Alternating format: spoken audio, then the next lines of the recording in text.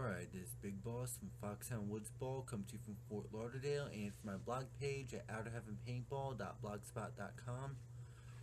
Anyway, Hurricane Irene came and went. Funny, the night before the storm actually really hit us, I celebrated my 31st birthday. Kind of shitty when a major hurricane comes in on your birthday, but I digress from that. Anyway, we lost power for a couple days. The first night we lost it from 8 o'clock at night to about midnight, came back, then lost it again for 2 days at 2:30 in the morning. A couple days for my cable internet to come back online, and other than that, it wasn't too bad, but sleeping without air conditioning sucked. I'm sure a lot of us can agree. There's still parts of Broward County, Dade, that still don't have power. Key West is practically decimated at this point. It's going to take a good while, months if not years, to recover. But other than that, as far as me, I'm good. My family is safe. Talked to one of my cousins. They're safe. Her family's safe. So all in all, I can say that we had it lucky.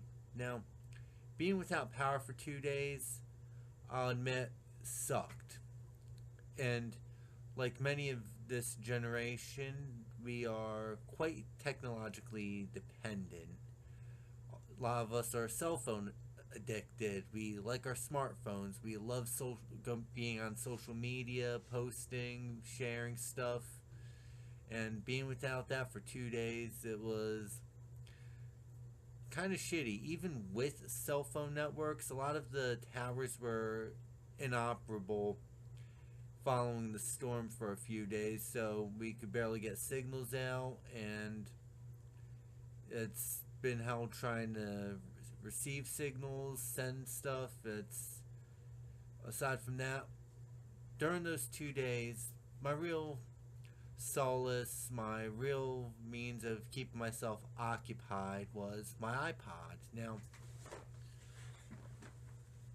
unlike most people that every year or two will transition over to a new piece of technology like the iPad, the iTouch, and stuff like that, I kept my old classic iPod. This one is a 160 gigabyte classic video. Now, me, I love my videos. I love my anime. I love my music. I want to keep as much of that stuff as I can on a device. It's going to be the iPod. Now, that being said, watching videos for extended periods of time and listening to music to keep myself from going nuts, that tends to eat up the battery. And without power for 2 days, I was also relying on my iHome battery stick. Now, many of you guys have seen this in prior videos I've done, mainly on like your little emergency kits or your like campground stuff articles I've written every once in a blue moon, or my emergency gear video, stuff like that. But this thing worked well for me. Kept my phone going throughout the day when I needed it to. It charged up my iPod when I needed it to.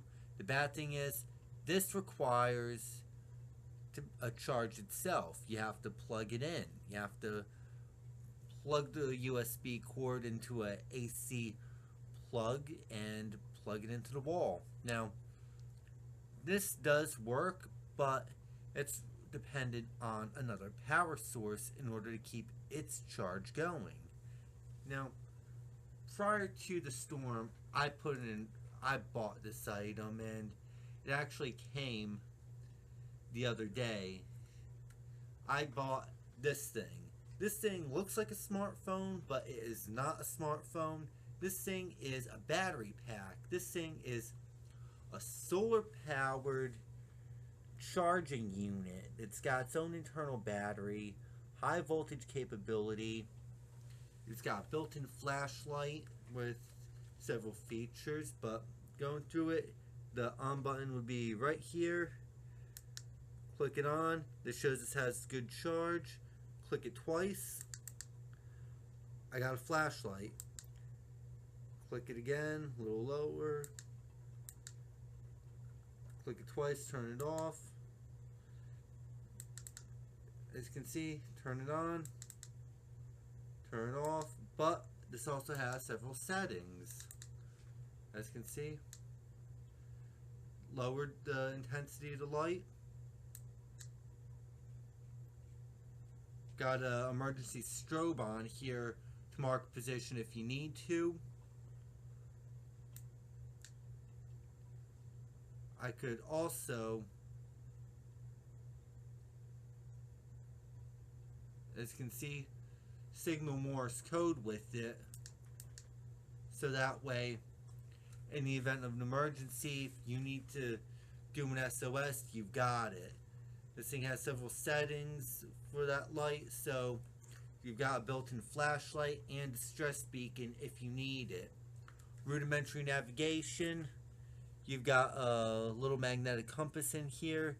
These things are really good. It's not going to be as precise as your military lensatic compasses, but that being said, this is still better than nothing to get your bearings. You've got a nice little D-hook on here. You can attach this thing to a backpack, gear rig if you're so inclined, but the real cool thing about this thing, flip this thing open, you got 3 different USB plugs. You got your 2 standard, which means you can charge 2 devices at once, and you've got this little one right here, so that way you're able to charge this device from your AC wall outlet, your computer, whatever. But I would definitely say this thing is well worth the investment. It cost me $14 on eBay, free shipping and handling. I will pull this thing back up. I will post a link in the description to this video. This thing is going to become my best friend next power outage. And to demonstrate, as you can see, open this thing up, plug the USB cord in here, just to show that there's no shenanigans or anything. Okay, let me do this. As you can see, it's hooked up here.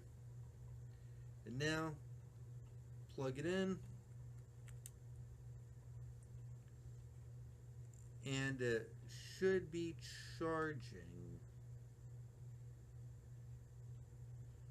Nope, not charging yet. Gotta turn the power on. There we go. As you can see, this thing is charged. Let me keep the screen right here so we could see the battery. Sorry if this is doing this. As you can see, unplugged it. Make sure that when you do charge this thing, the little blue lights are on. But as you can see,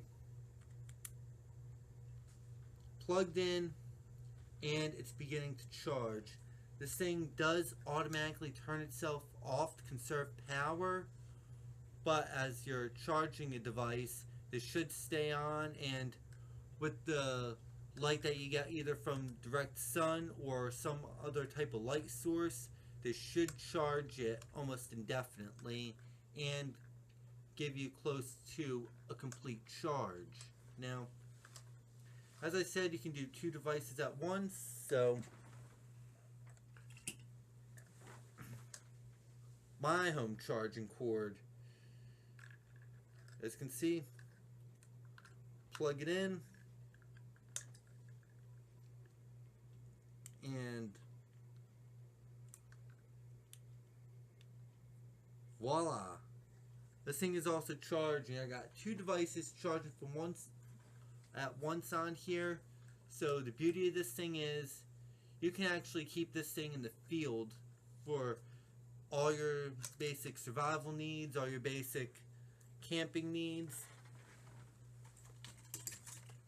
Now, for paintball players who like using GoPros or any camera that could be plugged in via USB to charge, this thing would be a godsend. All you need to do is carry memory cards for it and not rely on battery sticks or the charging units to do that, because ounces equal pounds, pounds equal pain. You've got all these batteries in your backpack or on your person, and over time that will weigh you down and you'd have to prioritize what you're shooting.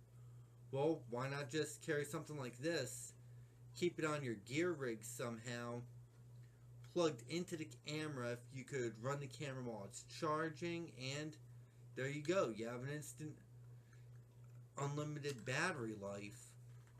That is a potential for these type of solar batteries. That is potential that these things offer to the end user one way or another. For this, I definitely have to say this was worth the investment, and in future videos you can definitely expect something like this to be shown as part of a kit setup video or anything like that.